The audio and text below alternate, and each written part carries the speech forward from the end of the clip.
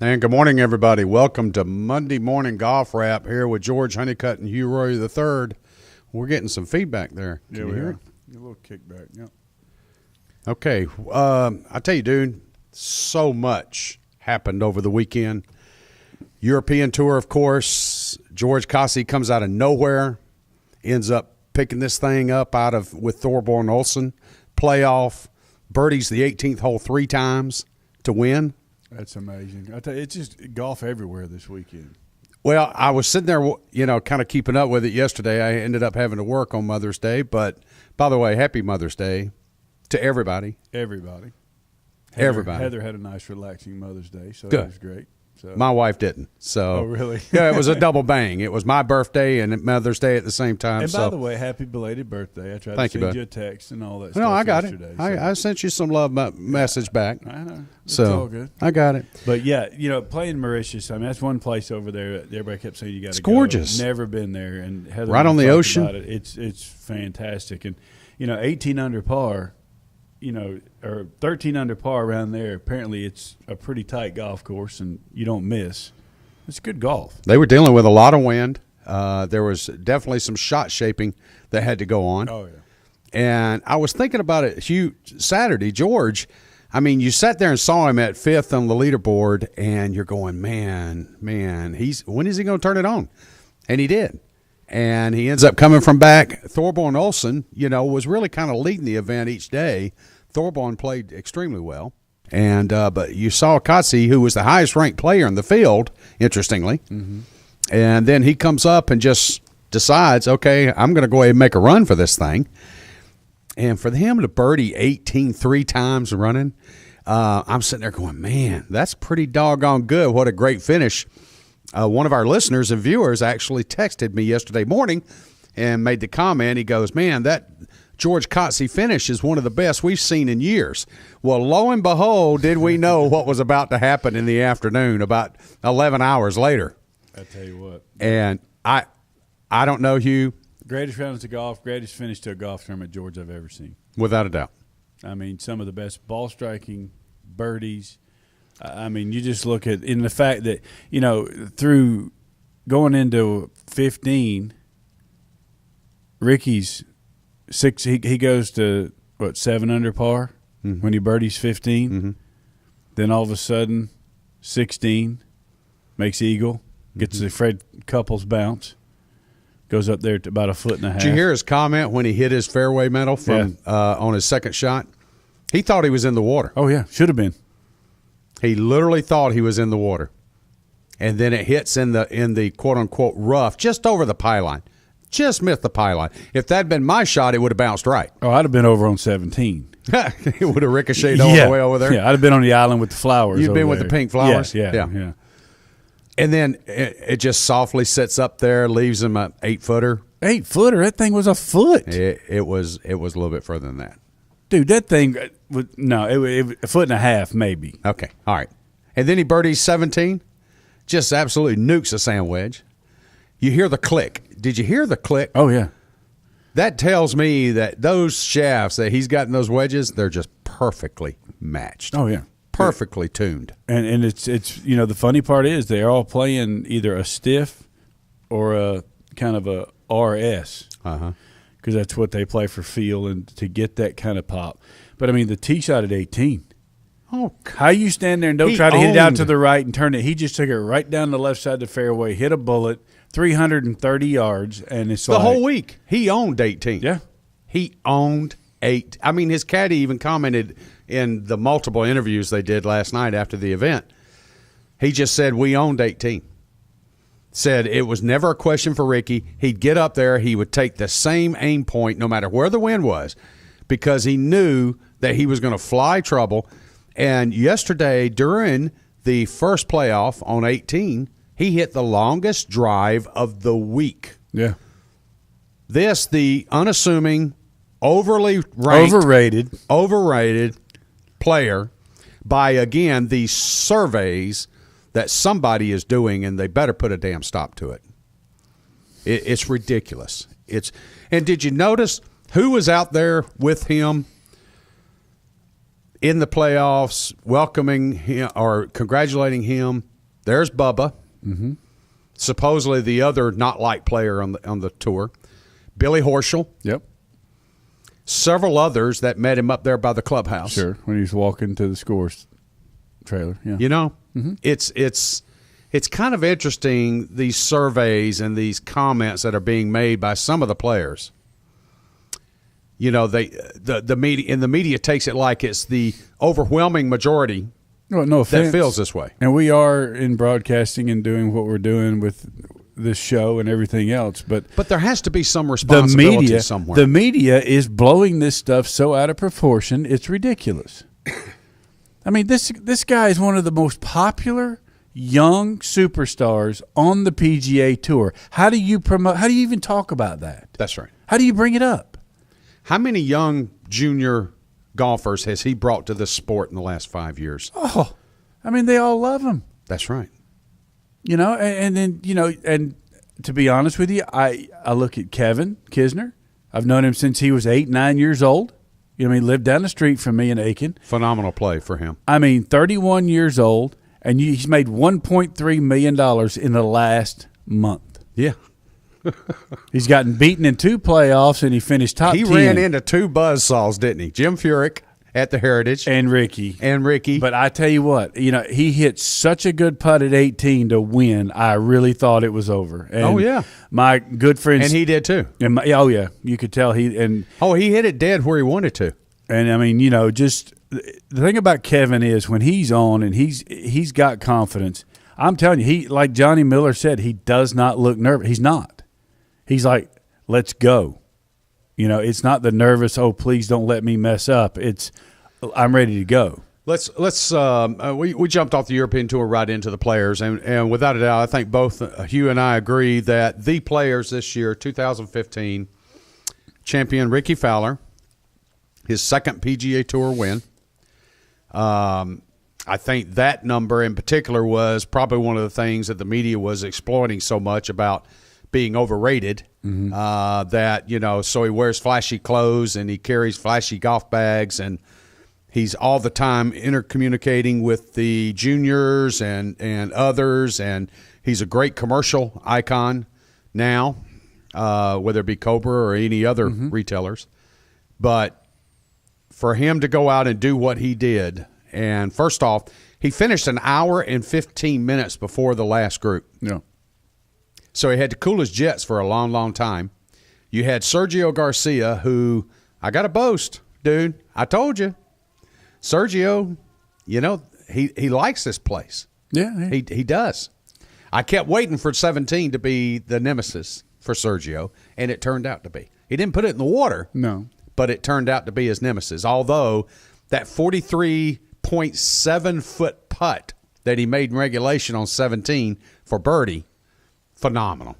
I mean, just amazing. Longest putt he's made this year. And that's great. But the way I look at it, George, you look at the other 2 that were in the playoff, I mean, neither one of them hit it outside of 10 feet either time. And it wasn't just the ones that were in the playoff. We're talking during regulation play. It was absolutely the number of players that had the opportunity of getting there. I mean, you're talking Ben Martin, Bill Haas, Rory Sabatini, of all people, was making a move. I was so hoping, sorry, folks, you're going to have to hear this, but I was so hoping Kevin Na would not get there into any kind of a playoff. I'm sorry. I know he's done great. I know he's sped up, and his pre-shot routine is dramatically reduced, but I don't know. It's like watching paint dry. Yeah, well. I'm sorry. So that's just my opinion. Jamie Donaldson had a good tournament. Rory, Rory just – his putter let him down. He struck the ball real well. And you took where I was going, because it's funny, because I was listening to Gary Koch talk about it yesterday, and Miller had mentioned it. He says it looks like he's hitting up on it a lot. And you watch a lot of his putts, like Gary Koch said, you know, he needs to keep the putter down and hit down and keep it lower going through, because a lot of the putts he would hit up as he came through, and that ball was hopping. You saw it on 17. You know, a couple other times they showed him the ball hopped. And if it hops, it's hard to get that roll and be consistent. Well, with that's how he was describing his putting over the week. Was he just never could get the speed down? Yeah, he just never could figure out the speed, and it was all his. I mean, he said it's all me. I couldn't. It's not the greens are slow. The normal Tiger excuses. It's not the greens are slow or this, that, and the other. He just said I couldn't get the putter down. So. But he hit it well. And again, he hit it well. To play his B game and finish top 10 at the Players, that's pretty sporty. Hats off to the golf course. Again, TPC Sawgrass held its own. It's, without a doubt, 3 of the best finishing holes in the game of golf. No question about it. Just for sheer entertainment. 16's become kind of a joke of a par 5 with the length today. I mean, everybody goes to it, some with 7 irons, some with 8 irons. Well, you look at it yesterday, though, they were all 240 to 265. I think if they have to do anything, they've got to figure out how to back it up a little bit, make it a little longer. But the excitement of it is what. And they could also narrow up the fairway. They could put cross bunkers, they could do whatever. But the thing is, it also adds to that intrigue of if you just put a nice little draw on it, get it into the fairway, then it's still one of the scariest approach shots when you go for that green. Oh, it is. But there's a bottleneck, dude. But it's hard off that tee because the wind's always left to right there. It makes it difficult. But the thing that gets me, George, is just how the hardest hole on that golf course and on that back 9 barely gets mentioned. Oh, sure. It did yesterday with Sergio on the cart path in his socks. But the 14th hole is the hardest hole on that golf course, bar none. I agree. The many, many times I've played it, the 14th always played the hardest. No doubt about it. It's just like number 4 on the front. People look at they look at the front 9 at TPC, and there's no notoriety of any of the holes. But number 4, it just plays tough. And you look at it from an overhead, and it looks pretty doggone simple. You could hit hybrid off the box from the forward tees, and, okay, that green just kind of lays, horizontal to you. It's no big deal until you play it. And then you're scratching your head wondering, how did my ball end up over there? Yeah. Yeah. But, so one of the best golf tournaments I think has been on the PGA Tour in a long, long time, with the way everything played out, the way everybody played coming in, trying to get into the playoff. You look at everybody had a chance at the last hole except for Ben Martin, and I mean, it really could have been a good one. I mean, Ben, he drove it right and had to chip it out. I mean, if he'd have made a 15-footer, he could have gotten in. But, you look at Bill Haas, he had it right there in the front fringe, 15 feet. That was another one I didn't want to get into the playoff. But it just, you look at how the guys played coming in. I mean, Kevin, he birdies 16, birdies 17, has a chance at 18. He birdied 15 too. Look at what Ricky did. I mean, it's just it was a great golf tournament. It was exciting. I liked the aggregate playoff. I think they ought to do more of that. When Kisner went for the green in 2 on 16, pulls it left into the rough. He's got it on a little upslope. He's got to navigate that downhill chip shot. Easily could have ran the ball 10 to 15 feet by, if not down toward the pylons. That shot he hit, dude, I'm barking at the TV screen. I'm giving it the dog. I mean, I was giving it the dog. I mean, when I saw him hit that, and it hit about 3 feet short of that little ridge, and then it started working its way down. It finishes about 2.5, 3 feet right of the cup. I'm sitting there going, that's a golf shot. And then he just pured the birdie putt, just pured it. There was no question. And I'm going, we got us a match here. And then when I saw Bill Haas coming in, I'm going, oh, please don't. Yeah, I don't need to see him. So, let's leave it at Kisner. Let's leave it at Sergio. And then Ricky's already in the clubhouse. Yeah. So, and then I got a text from a interested party, and they said, Sergio's going to win this on 18 after he made the birdie putt on 17. And I just emailed it, or I texted him back, and I said, no. I said, he'll miss this putt right. Because nobody was reading that putt coming from that little ridge. And the only reason Ricky got it because he got to watch what's his name putt in front of him. That's the only reason he figured it out. exactly. So it was thrilling. It was exciting. And you brought this up earlier, and I brought it up off the air before we started, Hugh, in the fact that this wasn't one or two individuals that hit a bad shot, hit it in the water, fell away, was in the hunt at the end, and then did something bad to get themselves out of it.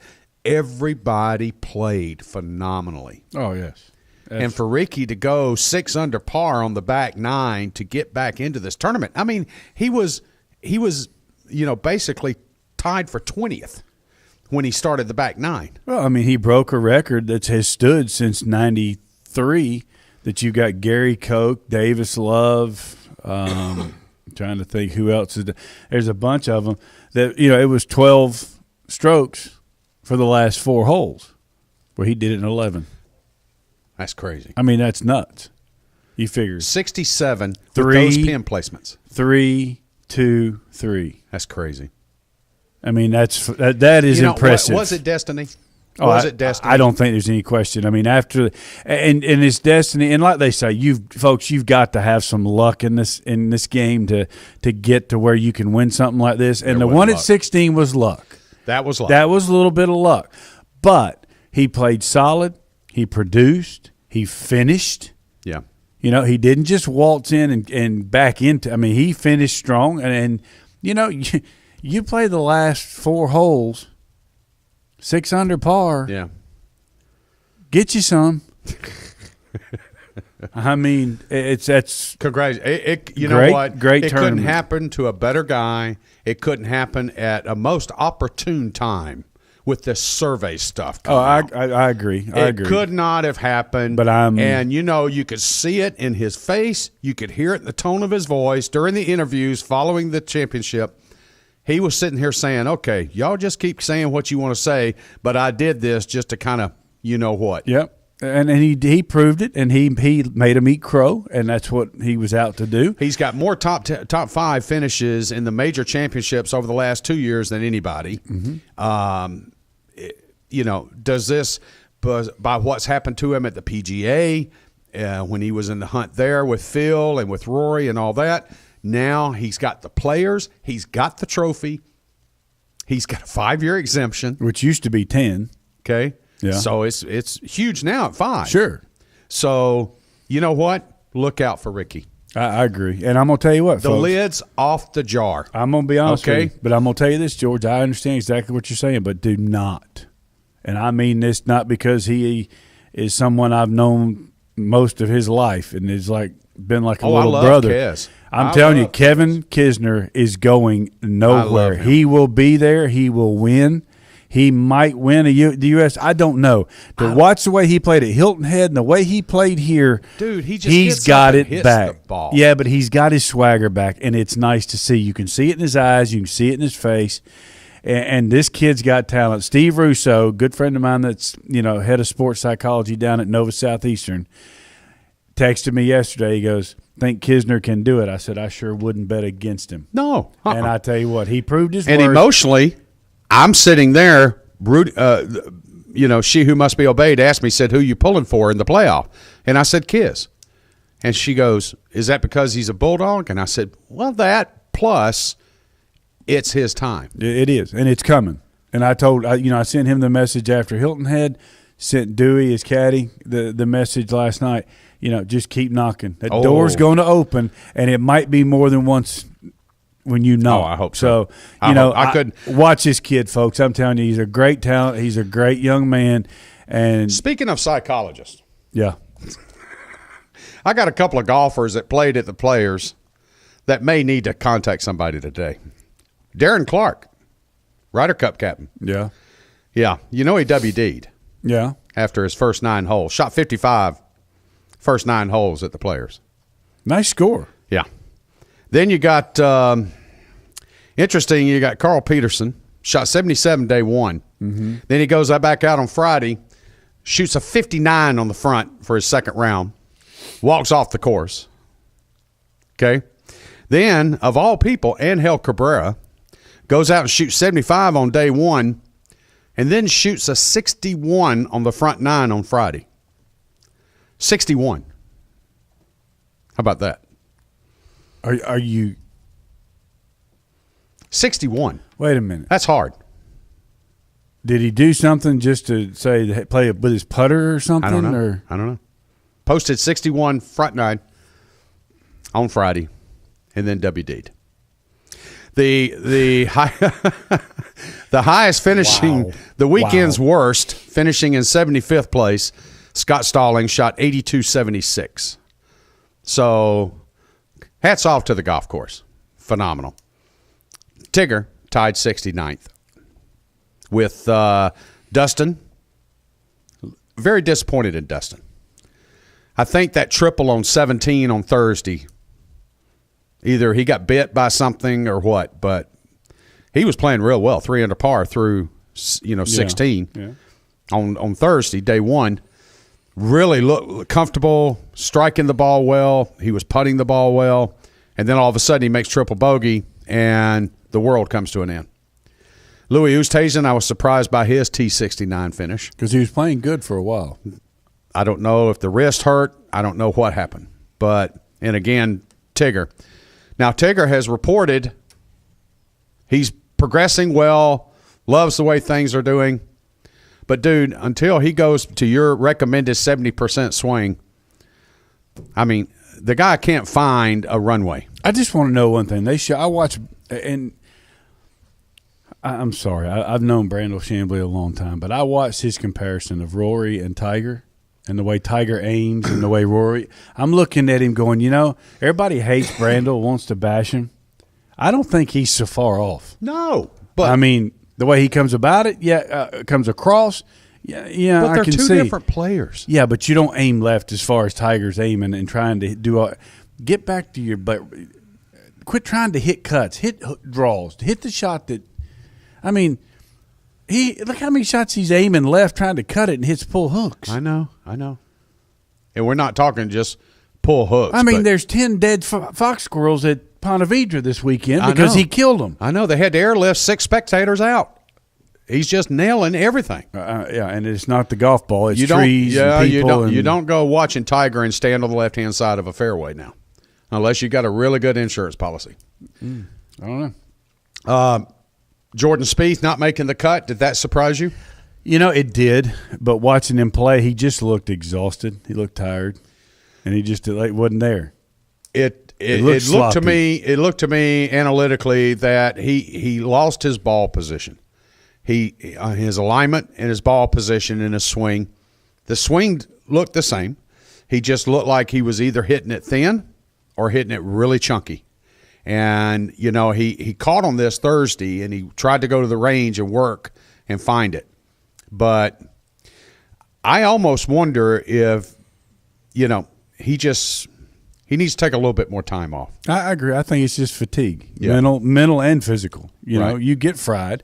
Take some time off, go relax, and, spend some time with your parents and your girlfriend and go to the lake and have fun. I'm looking forward to this week. Of course, they're up in Charlotte, Wells Fargo. Yeah. A great tournament. Superb golf course. Probably one of the most liked events on the PGA Tour. Yes, it is. It is probably many of them's favorite. This week, the Champions Tour has moved very early in the season now. Shoal Creek, one of our favorite spots. Yes, it is. We're both very, very familiar with Shoal Creek, so we'll enjoy talking about that later in the week.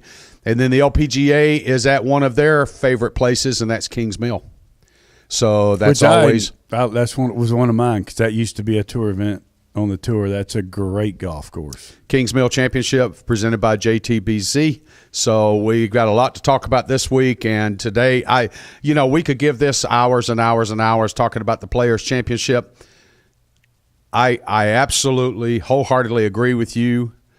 Without a doubt, the best finish to a golf tournament that I've seen in my lifetime, and maybe you've even seen in your extended lifetime. Yeah.